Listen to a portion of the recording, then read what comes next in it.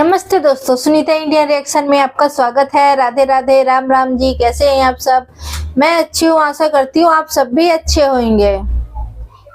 तो जी, आप सभी को पता है बादल बाबू के बारे में कि बादल बाबू हिंदुस्तान से गैर कानूनी तरीके से पाकिस्तान पहुंच चुका है और वो किसी अब परिचय का मोहताज भी नहीं है। जितना अच्छी तरह से आप सीमा हैदर को जानते हैं, पाकिस्तान से हिंदुस्तान में आई हुई है गैर कानूनी तरीके से, उसी तरह से बादल बाबू है वो पाकिस्तान पहुंच चुका है।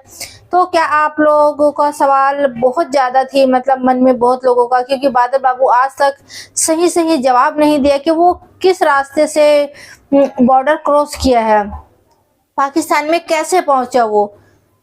तो इस सारे सवालों का जवाब आज बादल बाबू ने दे दिया है, अपना मुंह जो है वो खोल दिया है कि भाई वो कहां से एंट्री किया है पाकिस्तान के अंदर और किस तरह से वो घुसा, और मतलब तो उसका मदद किसने किया। और जैसे वो शुरू से उसके माँ बाप भी बोल रहा था और वो भी बोल रहा था कि मेरे पास फोन नहीं था, और ये सभी चीज लोग जानते हैं कि बगैर फोन के तो मदद के कोई कहीं आ जा नहीं सकता है, ठीक है। तो मैं इस चीज को यहाँ पे क्लियर कर दूं कि भाई उसके पास फोन भी था, इस वीडियो के माध्यम से आपको दिखाऊंगी भी। तो अगर बादल बाबू के बारे में जानना चाहते हैं कि किस तरह से वो हिंदुस्तान से पाकिस्तान पहुंचा, किस बॉर्डर को क्रॉस किया, वो क्या बाघा बॉर्डर से क्रॉस किया, तो हाँ जी बिल्कुल, उसका कहना है कि अब बाघा बॉर्डर से ही मैं क्रॉस किया हूँ। और कैसे क्रॉस किया है ये जानेंगे। सबसे बड़ी मुद्दा की बात तो यही है कि वो बाघा बॉर्डर में बोला जाता है कि बहुत मतलब वहाँ पे जो सीआरपी है उनका मतलब पहरा होता है वहाँ पे, वहाँ से एक मक्खी भी इधर से उधर नहीं आ जा सकती है। तो इतना मतलब कड़ी पहरादारी में वो कैसा क्रॉस किया, किस तरह से क्रॉस किया वो बॉर्डर, बहुत बड़ी बात है ये और सोचने वाली भी बात है। तो चलिए इस क्लिप के माध्यम से जानते हैं। तो चैनल में नया है तो चैनल को सब्सक्राइब, वीडियो को लाइक जरूर करें। तो जी ये बहुत मतलब आपको खास खबर देने वाली हूँ, तो प्लीज वीडियो को बिल्कुल भी स्किप ना करें, पूरा देखें वीडियो को। तो चलिए दिखाते हैं छोटी सी क्लिप और जानते हैं कि बादल बाबू ने किस तरह से बॉर्डर क्रॉस किया। और ये मैं नहीं कह रही हूँ, खुद बादल बाबू के वकील का कहना है। अपडेट के हवाले से और आज की मेरी वीडियो जो है वो दो चीज़ों के ऊपर मैंने बनाई है। एक तो ये कि बादल बाबू किस तरह से पाकिस्तान में एंटर हुआ, कितनी देर पहले एंटर हुआ और किस रूट से पाकिस्तान में एंटर हुआ, और किसने उसके पाकिस्तान में एंटर होने में मदद की, और पाकिस्तान में एंटर होने के बाद उसे क्या क्या हर्डल्स फेस करना पड़ी। तो ये आज की मेरी वीडियो है। बहुत सारे लोग मुझे ये सवाल कर रहे थे कि बादल बाबू किस रूट से दाखिल हुआ, किसी को ये कंफर्म चीज़ पता नहीं थी कि वो कौन से रूट से दाखिल हुआ। तो जो मैं आपको बताने जा रहा हूँ इस वीडियो में, मैं अभी आप जानते हैं कि लास्ट टाइम बादल बाबू की जेल में भी मुलाकात करके आया हूँ। 2-3 घंटे की मेरी मुलाकात रही है, उसके साथ मीटिंग रही है और बहुत सारे question in the presence of police मैंने उससे पूछे और उसने मुझे जवाब दिया और बड़ा उसने उस जवाब के साथ मुझे सारे एविडेंस भी प्रोवाइड किए। उसने बताया कि बादल बाबू जो है उसने गूगल मैप के ज़रिए से उसने बताया कि वो वाघा बॉर्डर तक पहुंचा और वाघा बॉर्डर के ज़रिए से उसने जो है वो बॉर्डर क्रॉस किया। रात के वक्त उसने बॉर्डर क्रॉस किया। उसने सबसे पहले अपनी चप्पलें फेंकी। चप्पलें फेंकने के बाद वो जैसे ही उसने वो क्रॉस किया, फिर उसने देखा कि किसी किस्म का कोई इशू नहीं है, फिर वो तारों के नीचे से कहता है जी मैं गुजर गया, और कोई पुलिस एहलकार वहाँ पे नहीं था। तो गूगल मैप के ज़रिए वो वहाँ पहुँचा और उसने बताया कि 2 दफ़ा वो पहले ट्राई कर चुका था। एक दफ़ा आज़ाद जम्मू कश्मीर से उसने मकबूजा जम्मू कश्मीर से उसने ट्राई की और वहाँ पे वो पकड़ा गया। फिर उसने फ़िरोज़ाबाद कोई जगह है वहाँ से उसने ट्राई की, वहाँ से वो कामयाब नहीं हो सका और फाइनली वाघा बॉर्डर से वो कामयाब हुआ। और सना रानी के साथ वो 1.5 से 2 साल से कबल वो राब्ते में था और उसके कहने पर ही उसने बॉर्डर क्रॉस किया। और बहुत सारी उनकी काफ़ी देर तक चैट होती थी। उसने मुझे बताया बहुत सारी चीज़ें मुख्तलिफ़ तरीक़ों से उसने उसको परखा, पाकिस्तान आने से पहले आज़माया, और जब उसे यकीन हो गया कि सना रानी जो है वो उसके साथ बिल्कुल मतलब वो उसके साथ सही है और उसके साथ निकाह करेगी पाकिस्तान आने में, उसने बताया कि उसकी मदर, उसके फादर, उसकी पूरी फैमिली जो है वो उसके साथ फ़ोन पे बात करते थे, फेसबुक कॉल के ज़रिए से, व्हाट्सएप के ज़रिए से उनकी फ़ोन कॉल होती थी और उनके कहने पर वो पाकिस्तान आया। तो मैंने जब उससे पूछा कि बहुत ज़्यादा सिक्योरिटी होती है वाघा बॉर्डर पे, तो तुमने कैसे क्रॉस किया? तो उसने कहा सर पहले मैंने अपनी चप्पलें पहन के देखी, मैंने रात के वक्त किया, उस वक्त वहाँ पे कोई नहीं था, और मुझे इसमें जो कोई उस्मान नामी एक लड़का है उसने असिस्ट किया। वो जो व्हाट्सएप ग्रुपों से मुख्तलिफ नंबर निकालते हैं जो इस तरह के मामला में डंकी लगवाने में या कोई ऐसा मामला करने में एक्सपर्ट होते हैं, तो वहाँ से उसका उस्मान से राब्ता कांटेक्ट हुआ। उस्मान ने उसको हेल्प आउट किया और उसको वहाँ से वो तरीक़ाकार बताया सारा, और वो बॉर्डर जो है वो क्रॉस करने में कामयाब हुआ। तो उसके बाद वो बस के ज़रिए से उस्मान को मिला इस्लामाबाद, वहाँ पे जहाँ पे उसकी मुलाकात उस्मान से नहीं हुई, किसी और से हुई जिसने उसका फ़ोन छीन लिया, और फ़ोन छीनने के बाद उसको फारग कर दिया। और उसके बाद फिर वो बड़ी मुश्किल से धक्के वगैरह खा के बसों के ज़रिए से यहाँ पे मंडी बहाउद्दीन पहुँचा और सना रानी के पास पहुँचा। उसने बताया कि वो उस्मान का जिसने मोबाइल छीना है उसके तो नहीं जानता, लेकिन उस लोकेशन पे लेके जा सकता है जहाँ पे उसने छीना। उस लोकेशन पे वो पुलिस पहुंची, उन्होंने चीज़ें कुछ रिकवर भी की, इंटरोगेट किया मामले को। तो ये सारा सिनेरियो जो है वो इस केस में रहा। बहुत सारे लोगों के ये क्वेश्चन से ये जो मैंने आपको आंसर दिए हैं ये अथेंटिक इन्फॉर्मेशन है और जो मैंने आप लोगों के सामने रखी है।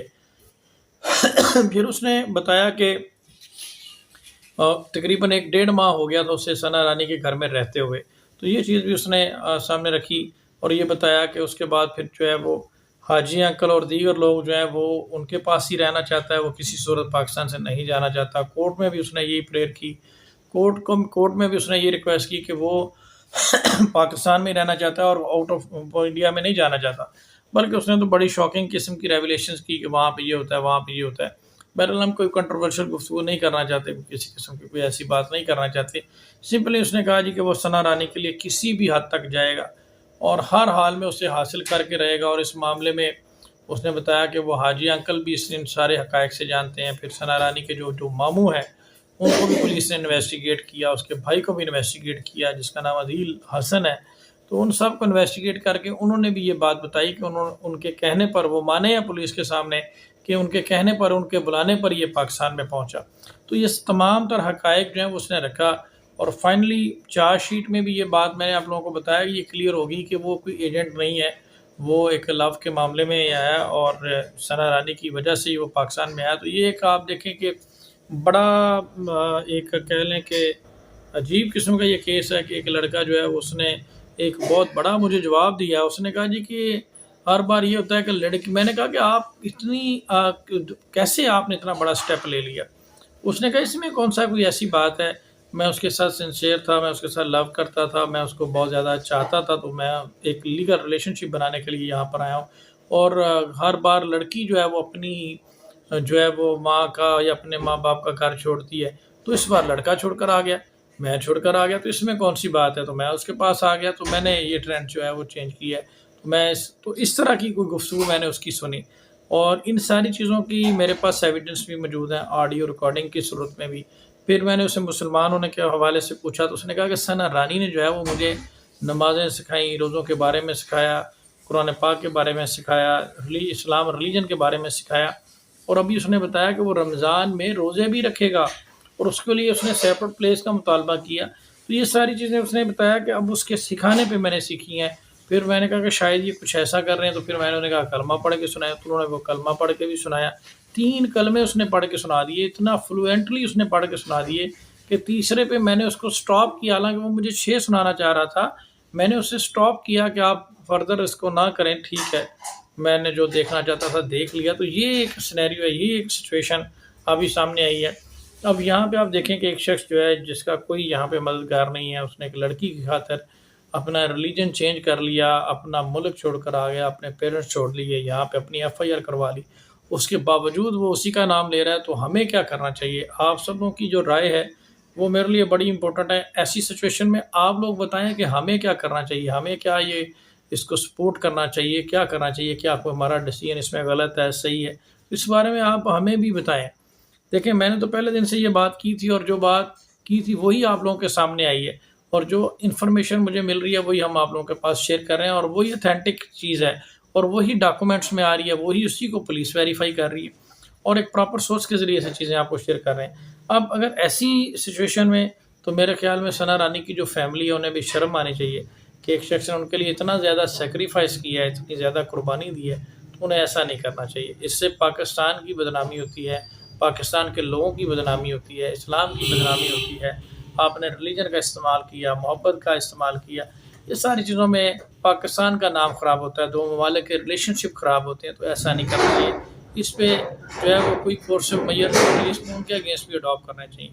तो ये आज की लेटेस्ट अपडेट थी। फर्दर भी इसमें जो भी प्रोसीडिंग होगी मैं आपसे शेयर करता रहूँगा।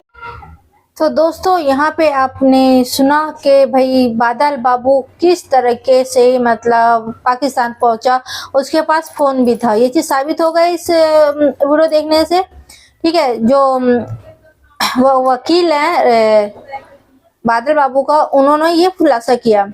और यहाँ पे जैसे बताया गया कि सना रानी के पूरी फैमिली से इंडिया में ही बैठ के बातें होती थी। जब बादल बाबू ने पूरा कंफर्म कर लिया कि हाँ भाई पाकिस्तान में मैं जा सकता हूँ, उनकी पूरी फैमिली मुझे अपनाएगी, और इस तरह से उसके माइंड में जब आया सबसे बात करने के बाद, तब वो ये कदम उठाया। लेकिन उसको क्या मिला? पाकिस्तान जाते ही उसको मिला धोखा। जब तक पुलिस प्रशासनों को पता नहीं था कि भाई कोई हिंदुस्तान से गैर कानूनी तरीके से पाकिस्तान में एंट्री हुआ, जब तक तो सना रानी के और सना रानी के परिवार को कोई प्रॉब्लम नहीं थी। जब तक तो वो लोग उसको रखे अपने पास, ठीक है, और मतलब उनको कोई दिक्कत ही नहीं थी। तो जब तक उनको जान पहचान थी, वो जानते थे उसको, ठीक है। और जैसे पुलिस प्रशासन को और पाकिस्तान के जो प्रशासन है उनको पता चला कि भाई कोई गैर कानूनी तरीके से इस तरह से बादल बाबू नाम का बंदा है वो इंडिया से पाकिस्तान आया हुआ है, तो उसे अपने कब्जे में लिया। फिर वहीं से वो लोग मुकर गए। तो जो सना रानी के परिवार है वो पूरी तरह मुकर गए कि इस बंदे को तो हम जानते ही नहीं है, ये तो कोई और बादल बाबू है जिससे हम बात करते थे, जिसके मतलब टच में थे, वो बादल बाबू ये नहीं, वो नहीं था। तो 3-4 महीने से तेरे साथ थे, तो जब तक के आलू छिल रहे थे तुम लोग पूरे परिवार? ये बताओ मुझे, इसका जवाब जरूर देना।